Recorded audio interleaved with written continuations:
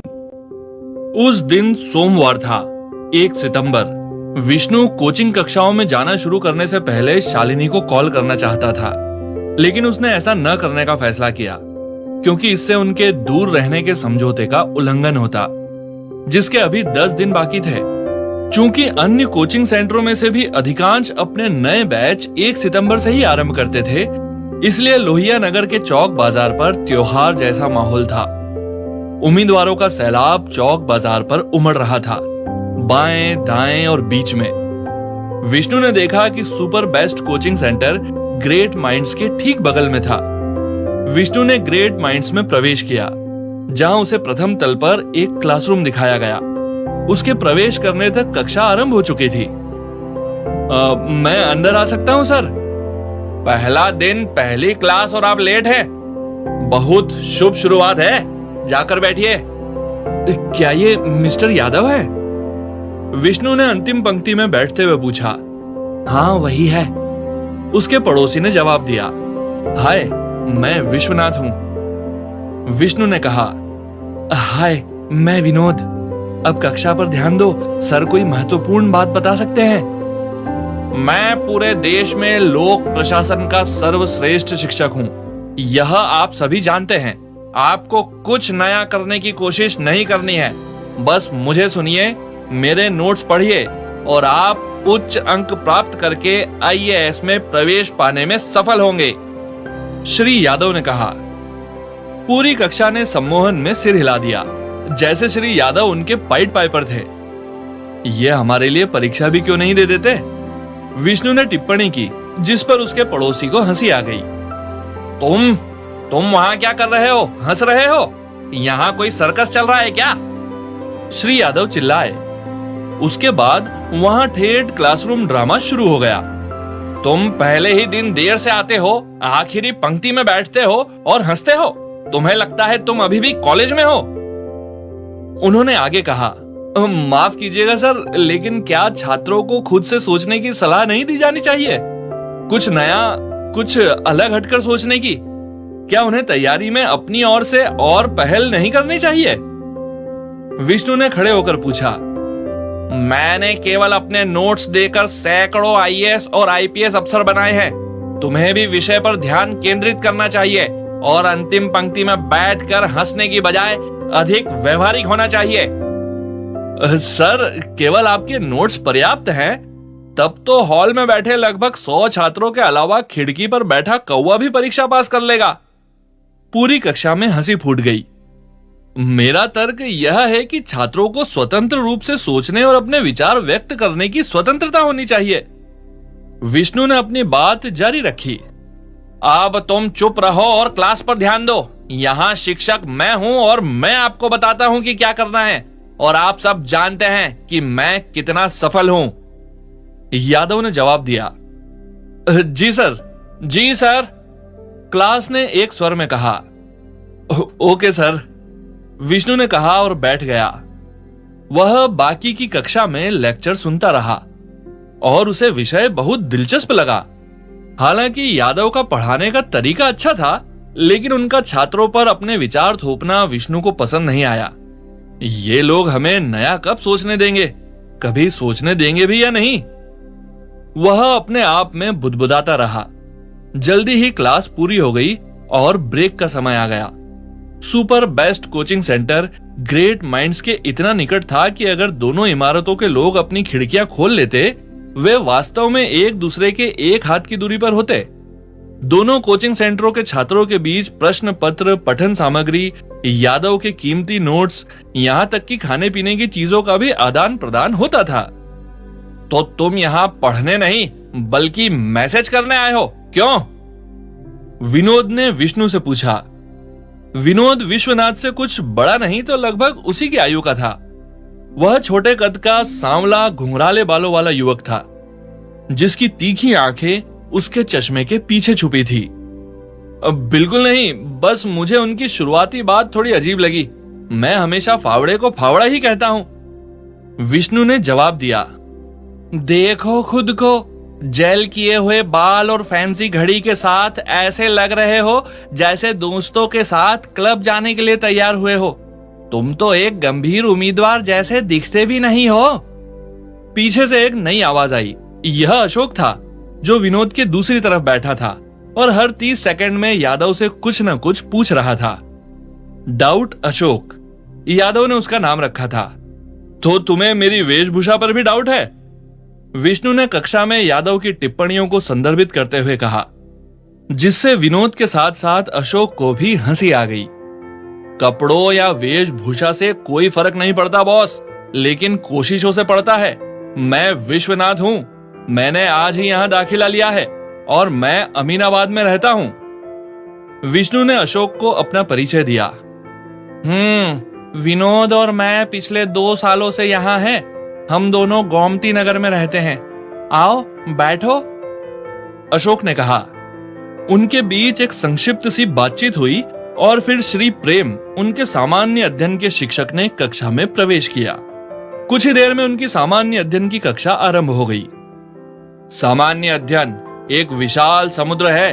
आपको उसमें से केवल सीपों और मोतियों जैसी काम की और कीमती चीजों को चुनाव करना चाहिए, वरना आप कौड़ियों और रंग बिरंगे पत्थर जैसी बेकार की चीजों के साथ अपना कीमती समय बर्बाद कर देंगे। उन्होंने अपनी बात शुरू की। ये देखने और बोलने में अजीब से लगते हैं, लेकिन हमें बहुत काम की बातें बताते हैं। विनोद ने अपने दोस्त विष्णु से फुसफुसा कर कहा, आप में से जो नए हैं उनके लिए यह सामान्य अध्ययन की बुक लिस्ट। ये पुस्तकें आप टॉपर्स बुक हाउस में से सबसे सस्ते दामों में खरीद सकते हैं। प्रेम ने सलाह दी। क्या इन्हें टॉपर्स बुक हाउस से किसी तरह का कमीशन मिलता है? विष्णु ने पूछा। नहीं, ये उसके मालिक है, विनोद ने कहा तो विष्णु को झटका लगा। आज हम भूगोल के साथ आरंभ करेंगे। मौसम और जलवायु में क्या अंतर है? सर, मुझे कुछ पूछना है, अशोक ने कहा। अशोक, मैंने केवल एक सरल सा प्रश्न पूछा है। अगर मैं कोई सवाल पूछता हूं तो आपको जवाब देना चाहिए या चुप रहना चाहिए, न कि केवल शंका पूछनी चाहिए। अगर मुझे ठीक से याद है तो पिछले 2 सालों से मैं पहली कक्षा में एक ही सवाल पूछ रहा हूं और आप एक ही शंका पूछ रहे हैं। प्रेम ने कक्षा के ठहाकों के बीच बेबसी से कहा। विष्णु खड़े होकर कहना चाहता था, मौसम एक छोटी अवधि का वायुमंडलीय व्यवहार है, जबकि जलवायु एक लंबी अवधि के लिए घटती है। लेकिन इससे पहले कि विष्णु उठ पाता, पहली पंक्ति से किसी ने उत्तर दे दिया, जो नासा की एक सटीक परिभाषा थी। बहुत बढ़िया मदन, शाबाश, प्रेम बोले। Madan NASA public service commission की परीक्षा भी दे रहा होगा। वह हर चीज में नासा को कोट करता है, अशोक ने विनोद से कहा। विष्णु ने ध्यान दिया। उसके क्लासरूम की खिड़कियां और सुपर बेस्ट कोचिंग सेंटर के साथ वाले क्लासरूम की खिड़कियां खुली थी और वह साफ साफ देख सकता था कि उनकी क्लास में क्या हो रहा है। इतिहास की वैकल्पिक कक्षा चल रही थी और विषय था मुगल प्रशासन।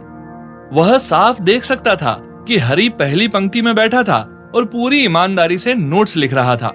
वास्तव में वह तो हरि को लिखते समय अपने पड़ोसी से नोट्स छुपाते हुए भी देख सकता था। इस बीच उसके अपने क्लासरूम में प्रेम चिल्लाकर बोले, आई लव निर्मला, और पूरी कक्षा उलझन में दिखने लगी। यह दक्षिण पश्चिम मानसून से कम वर्षा प्राप्त करने वाले क्षेत्रों को याद करने के लिए स्मृति सहायक है, प्रेम ने स्पष्ट किया। किस? दीपिका, उन्होंने आगे कहा और बताया कि यह सामान्य वर्षा प्राप्त करने वाले क्षेत्रों को याद रखने के लिए स्मृति सहायक था। पूरी कक्षा हैरानी से घूर रही थी और उच्च वर्षा वाले क्षेत्रों के लिए एक और अजीब से स्मृति सहायक की प्रतीक्षा कर रही थी। लव इज गॉड, प्रेम ने कहा और स्मृति सहायक के अनुसार एक एक करके क्षेत्रों को प्रगणित करने लगे। पूरी कक्षा ने, जो हालांकि इस तथ्य से निराश थी कि अंतिम सहायक दूसरों की तरह चटपटा नहीं था, शीघ्रता से उनकी बात को समझ लिया। अजीब है लेकिन प्रभावी है यह नेमोनिक तकनीक, विष्णु बोला। मैंने कहा था ना, विनोद ने जवाब दिया। उस दिन की कक्षाएं पूरी हो चुकी थी और विष्णु अपने नए दोस्तों विनोद और अशोक के फोन नंबर लेकर घर चला गया। शालिनी जल्दी जल्दी अपनी कॉफी बना रही थी क्योंकि उसे ऑफिस के लिए देर हो रही थी। शालिनी 25 वर्ष की थी और लड़कियों के एक छात्रावास में अपनी सहेलियों के साथ रहती थी। विष्णु के शब्दों में वह बुद्धिमान और साहसी थी और उसके पास अच्छे भारतीय संस्कार थे। उत्तर प्रदेश में उस समय के हर दूसरे कॉलेज ग्रेजुएट की तरह वह भी एक आईटी कंपनी में काम करने लगी थी। वह अपने काम से न तो प्यार करती थी न नफरत, लेकिन हमेशा अपनी पूरी क्षमता के अनुसार काम करती थी। उसे जीवन में 3 चीजों से अत्यधिक प्यार था। पहला, कॉफी, जिसे बनाकर वह जहां भी जाती थी फ्लास्क में अपने साथ ले जाती थी। दूसरा, संगीत, किसी भी तरह का, मोहम्मद रफी और श्रेया घोषाल से लेकर हलकट जवानी तक। वह एक अच्छी गायिका भी थी। स्कूल, कॉलेज और हॉल में कॉर्पोरेट संगीत प्रतियोगिताओं में उसने हमेशा अपनी छाप छोड़ी थी। अब रही उसके तीसरे प्यार की बात, उसे स्कूल के समय से विष्णु के साथ एक भावनात्मक लगाव रहा था, लेकिन उसे अब तक यकीन नहीं था कि वह प्यार था। मैं चाहती हूँ कि विष्णु को उसके हर काम में सफलता मिले।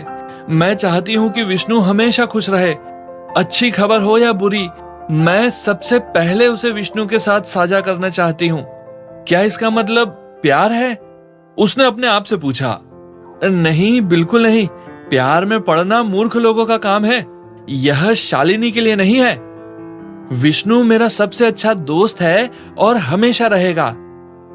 वह खुद को आश्वस्त करते हुए धीरे से बुदबुदाई। वह ऑफिस जाते समय अपने मनपसंद गाने सुन रही थी और सुडोकू खेल रही थी। वह आमतौर पर सबसे पहले ऑफिस पहुंचने वालों में से थी। प्रतिदिन सुबह 9 बजे, जो उसके ऑफिस की भाषा में अल सुबह माना जाता था। उसका ऑफिस अत्याधुनिक सुविधाओं के साथ एक विशिष्ट शहरी आईटी ऑफिस था। यहाँ तक कि टॉयलेट्स में भी मॉनिटर लगे थे, जो कर्मचारियों को उनके मानसिक लक्ष्य दिखाते थे और उनका ध्यान काम पर केंद्रित करते थे। वहां जूते पॉलिश करने के लिए स्वचालित मशीनें भी थी। हालांकि 90% कर्मचारी फैशनेबल सैंडलों में आते थे। एक विशाल लाइब्रेरी थी, जहां केवल वही लोग आते थे जो फोन कॉल से बचने के लिए जाम सेल रिसेप्शन का उपयोग करना चाहते थे। एक कॉफी शॉप थी, जहां लड़के लड़कियां एक दूसरे से टकराते थे और प्रेरक शीर्षकों के साथ दीवार पर लगे पोस्टर थे, जिन्हें कोई पढ़ता नहीं था, बल्कि सब उन पर बर्गर और पिज्जा की डिलीवरी के नंबर लिखते थे। ऑफिस की आंतरिक सजावट आलीशान थी और बाहरी हिस्सा और अधिक आलीशान था। मॉर्निंग सिड, अभी भी बॉक्सर्स में सीधे बिस्तर से उठकर ऑफिस आए हो क्या? शालिनी ने पूछा। मॉर्निंग शालिनी, आज शुक्रवार है और हमारा ऑफिस ड्रेस कोड कैजुअल है, सिद्धार्थ शिवराज सिंह ने जवाब दिया, जिसने फैशन के नाम पर अपना नाम छोटा करके सिड रख लिया था। सिड द्वारा फैशन के नाम पर किए जाने वाले पूरे सर्कस के बावजूद वह हमेशा से ऑफिस में शालिनी का सबसे अच्छा दोस्त रहा था। आज जल्दी नहीं आ गए? शालिनी ने पूछा।